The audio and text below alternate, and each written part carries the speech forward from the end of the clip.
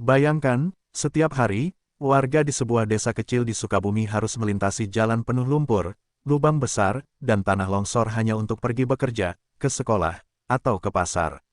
Motor mereka terjatuh, truk pengangkut hasil bumi terperosok, bahkan ada ibu hamil yang harus digotong warga karena ambulans tak bisa lewat. Tahun demi tahun, jalan itu dibiarkan rusak, hingga akhirnya, suara rakyat kecil itu didengar oleh dua sosok yang berani, Rieke Diah Pitaloka dan Gubernur Jawa Barat Deddy Mulyadi. Inilah kisah tentang bagaimana keluhan warga kecil di Pasir Langkap, Kecamatan Cikidang, akhirnya mengguncang ruang rapat pemerintahan. Sebuah kisah nyata tentang harapan, keberanian, dan kepemimpinan yang lahir dari hati. Dari jalan yang berlubang hingga hati rakyat yang terobati, inilah perjalanan nyata seorang pemimpin yang memilih untuk turun tangan, bukan sekadar bicara. Sebuah kisah inspiratif yang membuktikan, ketika rakyat bersuara dan pemimpin mendengar, keajaiban bisa terjadi bahkan di tengah jalan yang rusak sekalipun. Simak sampai akhir, karena cerita ini bukan hanya tentang jalan di Sukabumi, tapi tentang bagaimana kepedulian bisa mengubah nasib satu kampung, bahkan satu generasi. Suara keluhan masyarakat Pasir Langkap mulai menggema ke berbagai penjuru. Jalan utama di Kecamatan Cikidang, Kabupaten Sukabumi, yang menjadi urat nadi kehidupan warga, kini rusak parah. Setiap hari, lumpur tebal menutupi aspal yang terkelupas, dan lubang-lubang besar membuat kendaraan sulit melintas. Tak sedikit pengendara motor yang terjatuh saat hujan turun, sementara mobil pengangkut hasil bumi seringkali terperosok hingga butuh bantuan warga untuk keluar. Situasi ini membuat aktivitas ekonomi warga lumpuh, dan anak-anak sekolah pun harus berjalan kaki melewati jalan berlumpur yang berbahaya. Laporan demi laporan terus berdatangan ke berbagai pihak, namun harapan warga seolah tak kunjung mendapat jawaban pasti. Hingga akhirnya, suara rakyat itu sampai ke telinga seorang wakil mereka di Senayan, Rieke Diah Pitaloka. Ia menerima keluhan langsung dari masyarakat melalui surat dan video amatir yang memperlihatkan kondisi jalan yang memprihatinkan. Melihat penderitaan warga, Rieke merasa tak bisa diam. Ia tahu, masalah infrastruktur seperti ini seringkali luput dari perhatian, terutama di wilayah yang jauh dari pusat pemerintahan. Tanpa menunda waktu, Rieke kemudian menyusun laporan resmi dan langsung menghubungi Gubernur Jawa Barat, Deddy Mulyadi. Ia menyampaikan bahwa kerusakan jalan di Pasir Langkap bukan lagi sekadar persoalan teknis, tetapi sudah menjadi persoalan kemanusiaan. Di dalam suratnya, ia menuliskan dengan tegas bahwa rakyat butuh tindakan cepat, bukan janji yang berlarut-larut. Rieke memahami, satu ruas jalan yang rusak bisa berarti terhentinya roda ekonomi, terganggunya pendidikan anak-anak, dan terputusnya akses kesehatan bagi warga desa. Berita tentang laporan Rieke itu kemudian menjadi pembicaraan hangat di media sosial. Warga yang sebelumnya merasa tak terdengar kini mulai memiliki harapan baru. Mereka ramai-ramai membagikan video kondisi jalan dan mengucapkan terima kasih karena akhirnya ada wakil rakyat yang mau turun tangan. Mudah-mudahan Pak Gubernur juga mau dengar jeritan kami, tulis salah satu warga di kolom komentar unggahan Rieke. Semangat dan optimisme mulai tumbuh, meski jalan mereka masih penuh lumpur. Di sisi lain, Rieke tahu bahwa perjuangan belum selesai. Laporan yang dikirimnya hanyalah awal dari perjalanan panjang menuju perubahan. Ia berharap Deddy Mulyadi merespons cepat, sebab waktu tak berpihak pada rakyat kecil. Setiap hari tanpa jalan yang layak berarti penderitaan baru bagi masyarakat Pasir Langkap. Namun di balik rasa lelah dan kekhawatiran itu, Rieke menyimpan keyakinan bahwa ketika pejabat dan rakyat mau bergerak bersama, tak ada jalan yang terlalu rusak untuk diperbaiki. Begitu menerima laporan dari Rieke Diah Pitaloka, Gubernur Jawa Barat Deddy Mulyadi langsung memberikan tanggapan tanpa menunggu lama. Ia membaca setiap rincian laporan dengan seksama, termasuk foto dan video yang memperlihatkan kondisi jalan di Pasir Langkap yang penuh lubang dan tanah longsor. Bagi Deddy, masalah seperti ini bukan hal baru, tetapi yang membuatnya terpanggil adalah jeritan warga yang begitu tulus. Ia tahu, setiap lubang di jalan itu menyimpan kisah perjuangan rakyat kecil yang setiap hari berusaha bertahan hidup. Jalan bukan hanya aspal dan batu, tapi nadi kehidupan masyarakat, ujarnya dalam nada prihatin. Keesokan harinya, Deddy mengundang sejumlah pejabat dari Dinas Bina Marga dan Bupati Sukabumi untuk membahas langkah cepat. Ia meminta agar persoalan ini tidak hanya dijawab dengan rapat dan laporan, tetapi dengan aksi nyata di lapangan. Ya nanti kita koordinasi sama bupatinya itu untuk segera mendapat prioritas, ucapnya tegas kepada media. Sikapnya menunjukkan kesungguhan. Ia tidak ingin rakyat menunggu terlalu lama sementara penderitaan terus berlanjut di desa-desa terpencil. Dedi paham, kebijakan yang baik adalah kebijakan yang bisa dirasakan langsung oleh rakyat. Dalam rapat itu, Dedi juga menegaskan pentingnya meninjau langsung kondisi di lapangan, bukan hanya mengandalkan laporan di atas kertas. Ia menugaskan tim teknis untuk segera berangkat ke Pasir Langkap guna melihat sejauh mana kerusakan dan apa saja kebutuhan mendesak warga. Kalau perlu, saya sendiri yang datang, katanya sambil berdiri dari kursinya. Kalimat itu bukan sekadar janji, tapi tekad seorang pemimpin yang terbiasa memimpin dengan turun tangan, bukan duduk di balik meja. Sementara itu, berita tentang respon cepat Dedi Mulyadi mulai menyebar luas di berbagai media. Warga Sukabumi menyambut kabar itu dengan rasa haru dan penuh harapan. Banyak yang merasa baru kali ini ada gubernur yang mendengar suara mereka tanpa harus melakukan demonstrasi atau memblokir jalan. Di warung-warung kopi dan pasar-pasar kecil, nama Dedi kembali disebut dengan nada hormat. Kalau beliau yang turun tangan, insya Allah jalan ini cepat diperbaiki, ujar seorang petani sambil tersenyum. Meski begitu, Dedi sadar pekerjaan ini tidak mudah. Anggaran harus disusun, koordinasi antar instansi perlu dilakukan, dan cuaca buruk bisa menjadi kendala besar. Namun di balik semua tantangan itu, ada tekad kuat yang tumbuh di dalam dirinya. Ia ingin membuktikan bahwa kepemimpinan bukan hanya soal jabatan, tetapi tentang keberanian mendengar rakyat dan bertindak untuk mereka. Kalau rakyat menderita karena jalan rusak, maka tugas saya adalah menanggung sebagian dari penderitaan itu, gumam Dedi lirih sebelum menutup rapat malam itu. Beberapa hari setelah rapat koordinasi, tim dari Dinas Bina Marga dan perwakilan pemerintah Provinsi Jawa Barat berangkat ke Pasir Langkap. Perjalanan menuju lokasi tidak mudah. Truk yang mereka tumpangi sempat tergelincir di tanjakan licin karena jalan penuh lumpur akibat hujan deras semalaman. Ketika tiba di desa, pemandangan yang mereka lihat membuat semua terdiam. Jalanan benar-benar hancur, aspal mengelupas, lubang menganga di mana-mana. Bahkan ada beberapa titik yang sudah nyaris tak bisa dilewati kendaraan. Warga tampak berjuang keras mendorong sepeda motor yang terjebak lumpur, sementara anak-anak berjalan kaki dengan sepatu penuh tanah. Seorang warga bernama Ujang menyambut kedatangan tim itu dengan wajah lelah namun penuh harapan. Ia menceritakan bagaimana selama bertahun-tahun warga berusaha memperbaiki jalan secara swadaya, menambalnya dengan batu dan tanah, namun tak pernah bertahan lama. Kalau hujan, jalan berubah jadi sungai. Kalau panas, debunya sampai ke dalam rumah, ujarnya. Ujang juga memperlihatkan bekas luka di kakinya akibat jatuh saat mengantar hasil kebun ke pasar. Cerita seperti itu bukan hanya milik Ujang, hampir setiap warga punya kisah pahit tentang jalan itu. Tim kemudian mulai melakukan pengukuran dan dokumentasi.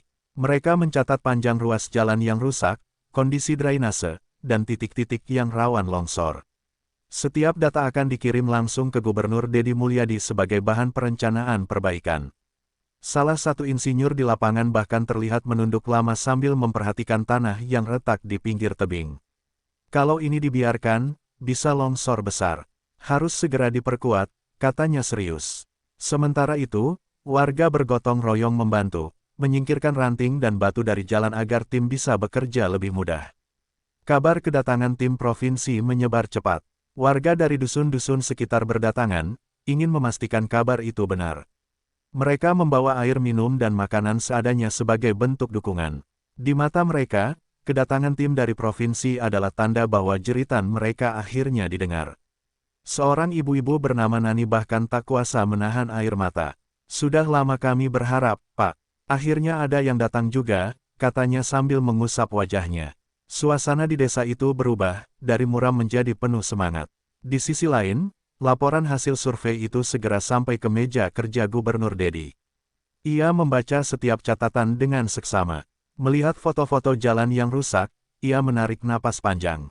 Saya tidak akan biarkan rakyat saya hidup dalam penderitaan seperti ini, katanya pelan.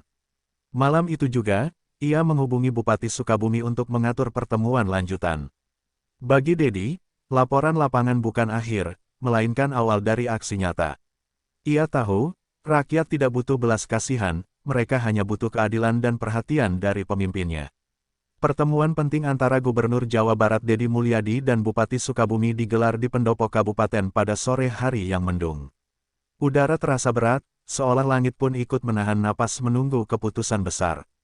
Dedi datang tanpa banyak pengawalan, mengenakan batik sederhana, membawa map berisi laporan lengkap kondisi jalan pasir langkap. Di ruang rapat, ia langsung membuka pembicaraan dengan nada tegas namun tenang. Saya tidak mau dengar alasan klasik. Jalan ini harus jadi prioritas. Rakyat sudah terlalu lama menunggu, katanya sambil menatap mata para pejabat yang hadir. Bupati Sukabumi mengangguk perlahan, menyadari tekanan moral dari pernyataan sang gubernur. Ia menjelaskan bahwa anggaran daerah sebenarnya terbatas, namun siap menggeser sebagian dana untuk penanganan darurat. Dedi mendengarkan dengan seksama, lalu menimpali bahwa persoalan seperti ini tidak bisa diukur hanya dengan angka di APBD. Kita bicara soal kemanusiaan. Kalau jalan rusak bikin ibu hamil sulit ke puskesmas, itu bukan sekadar data.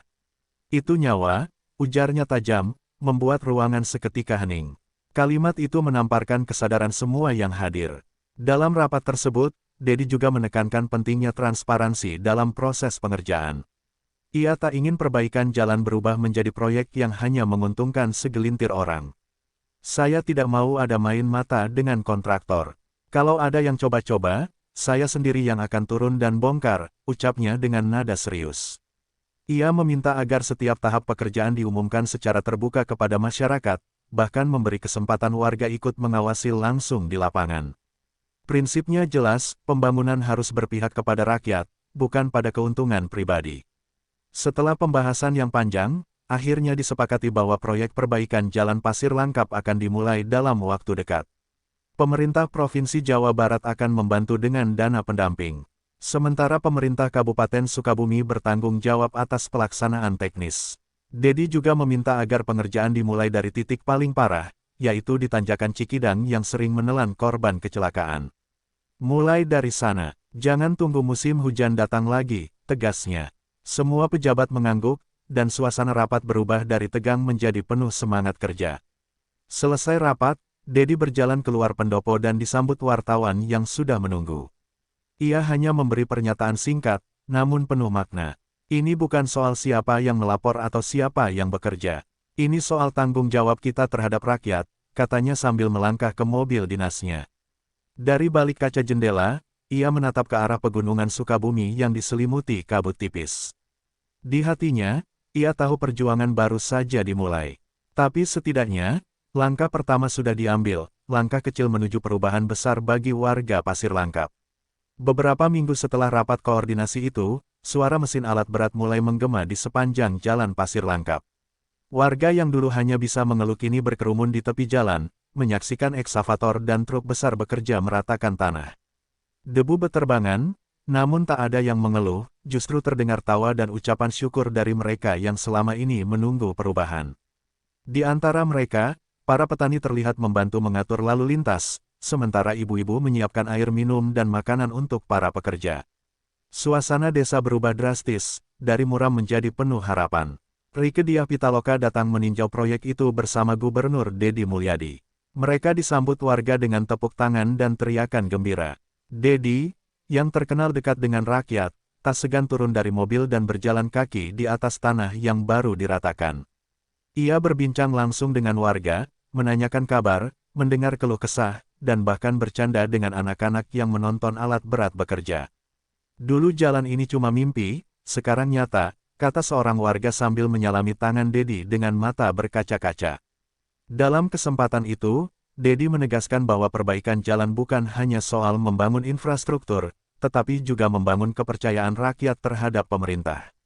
Kalau jalan ini jadi, berarti kita sedang membangun rasa percaya antara rakyat dan pemimpinnya. Jangan biarkan lagi mereka merasa ditinggalkan, ucapnya lantang di hadapan warga. Rieke yang berdiri di sampingnya tersenyum, merasa lega karena perjuangannya tak sia-sia. Ia tahu, kerjasama antara rakyat, legislatif, dan eksekutif seperti inilah yang seharusnya menjadi wajah sejati pemerintahan. Hari-hari berlalu, dan sedikit demi sedikit wajah Pasir Langkap berubah. Jalan yang dulu penuh lumpur kini diselimuti aspal hitam yang mulus. Truk pengangkut hasil bumi kembali melintas tanpa takut terguling, anak-anak berangkat sekolah dengan sepeda, dan ojek desa kembali ramai. Malam hari, lampu-lampu jalan mulai menyala, menerangi desa yang dulunya gelap gulita. Warga merasa seolah hidup mereka dimulai kembali. Sekarang kalau hujan, kami tak lagi takut keluar rumah, ujar Nani, ibu rumah tangga yang dulu selalu resah setiap musim hujan tiba. Suatu sore, Dedi berdiri di tepi jalan yang baru selesai diaspal, memandangi hamparan aspal hitam yang mengkilap terkena cahaya matahari senja. Di sampingnya, Rike menatap warga yang lalu lalang dengan wajah bahagia. Inilah hasil dari kerja bersama, kata Dedi pelan, pemerintah yang mau mendengar dan rakyat yang mau percaya. Ia tahu, perjuangan memperbaiki satu jalan mungkin tampak kecil dibanding luasnya Jawa Barat, tapi baginya, setiap langkah kecil menuju kesejahteraan rakyat adalah kemenangan besar. Di bawah langit Sukabumi yang mulai berwarna jingga, harapan baru benar-benar lahir dari tanah pasir langkap.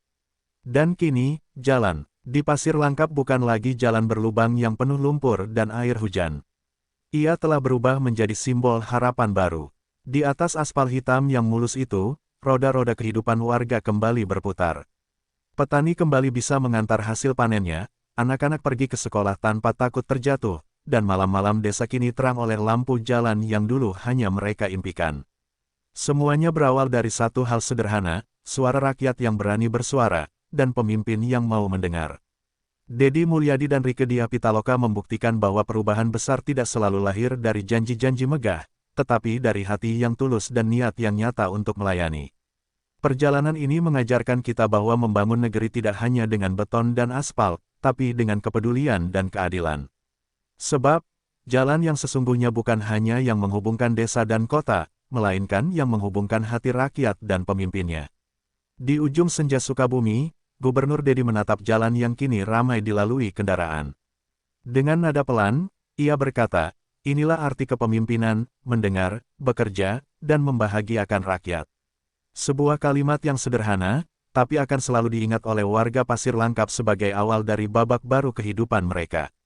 Karena bagi mereka, jalan ini bukan sekadar aspal, tapi jejak kasih seorang pemimpin yang benar-benar hadir untuk rakyatnya.